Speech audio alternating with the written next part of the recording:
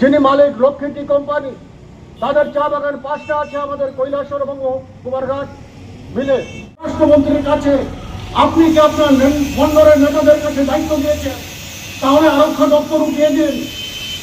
রাজ্য সরকার DG, SP, OC, SD তো দরকার নেই, আপনার বন্দরের সবাইকে দায়িত্ব দিতে করছেন। ডিপিএসসির মাধ্যমে চাকরি হয়েছে, উনি চাকরি মেলা করছেন। ত্রিপুরা রাজ্যে মনে হচ্ছে এর আগে আর কোনো চাকরি বাকরি হয়নি।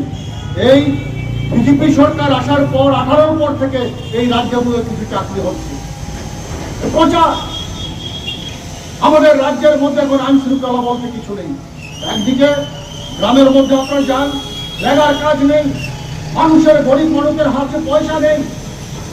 শহরে আসুন, টুয়েলভের কাজ নেই। মানুষ বলছে কার কাছে গিয়ে কথা বলবো।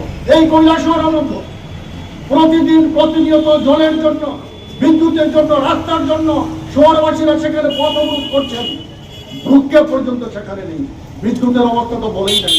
সবাই বলছেন সাই কোম্পানি, সাই কোম্পানি। আর আমাদের প্রশ্ন, সাই কোম্পানির কি দোষ? তারা তো এসেছে এখানে ব্যবসা করার জন্য, তারা তো নিজের ইচ্ছায় আসেনি। এই সাই কোম্পানিকে কারা ডেকে দিয়েছে? আমাদের রাজ্য সরকারটা ডেকে দিয়েছে। রাজ্য সরকারের প্রতি আমাদের যে হাত, আমরা যেদিন এই সাই কোম্পানি এসেছে আমরা তার বিরুদ্ধে আমরা প্রতিবাদ করেছিলাম। এখন এই রাজ্যের মধ্যে করোনা চলছিল মহামারী, তার মধ্যে সামাজিক দূরত্ব রেখে বজায় রেখে আমরা সেখানে কি করেছি, আমরা তার প্রতিবাদ করেছিলাম। প্রতিবাদ করার ফল কি হয়েছে? রাজ্য সরকার তার পুলিশ দিয়ে আমাদের অনেক নেতৃত্বর নামে সেখানে মামলা করে দেওয়া হয়েছে। এখনো মামলা সেখানে চলছে।